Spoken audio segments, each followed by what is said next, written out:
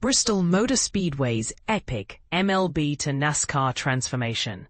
Behind the scenes. Bristol is on a tight schedule to prepare for NASCAR after the MLB Speedway Classic. Associated Press.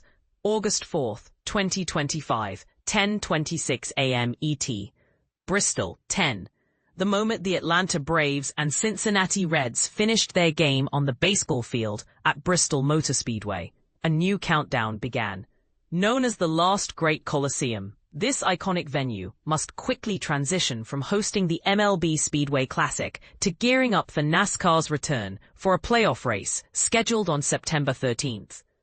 The recent MLB regular season game marked a historic moment for Tennessee, achieving a remarkable attendance record of 91,032. However, it's time for the venue to revert to its racing heritage. Steve Swift, the Senior Vice President of Operations at Speedway Motorsports, acknowledged the challenge ahead.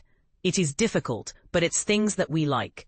It gives us a challenge, and we enjoy challenges. To facilitate the MLB event, Major League Baseball collaborated with BAM to construct various facilities for the Braves and Reds.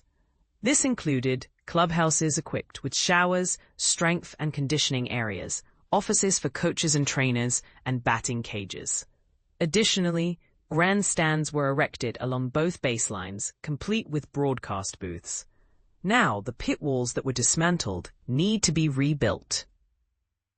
The conversion of the infield into a baseball diamond required an impressive 17,500 tons of gravel to level the area, followed by 340 tons of Pennsylvania clay to create the playing surface.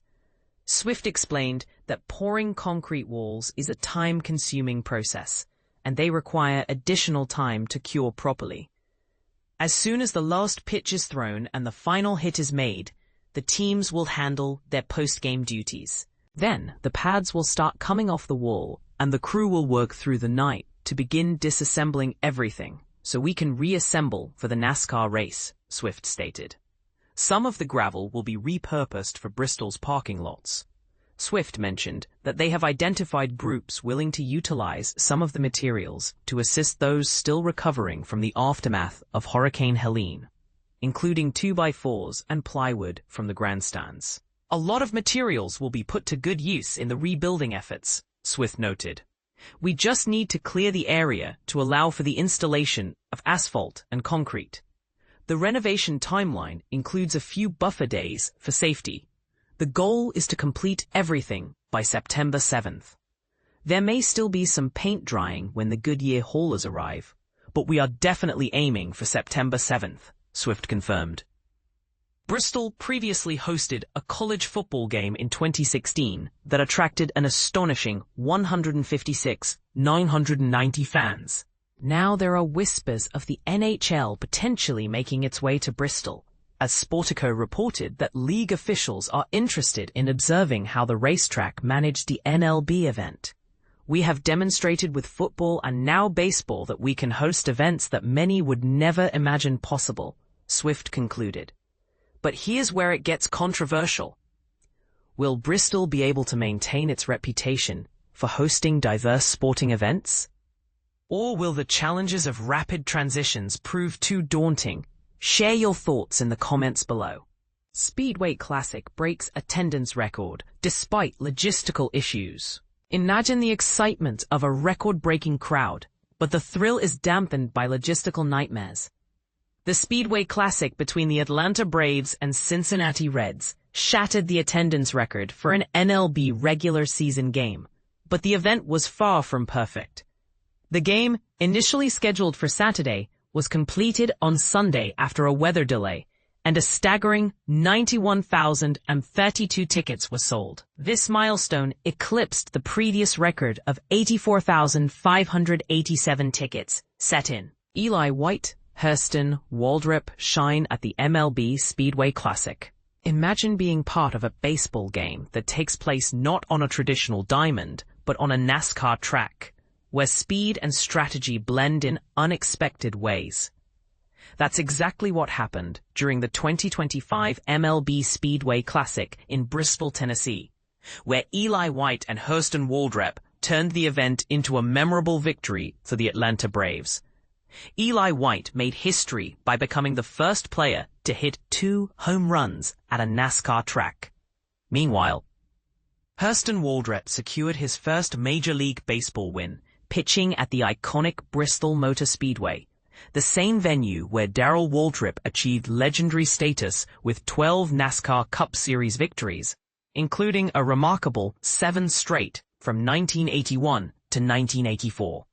The Braves' triumph over the Cincinnati Reds was a 4-2 win on a Sunday afternoon, thanks largely to the efforts of White and Waldrep.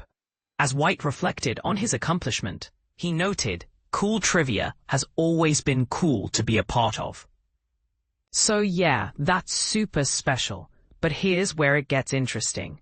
White wouldn't have been in the lineup if Ronald Acuna Jr. hadn't been sidelined with a right calf strain. Similarly, Waldrep's journey to Bristol was anything but typical. Initially scheduled to pitch only 4 innings due to rain, he ended up staying overnight in Atlanta before being called back to the track just hours later.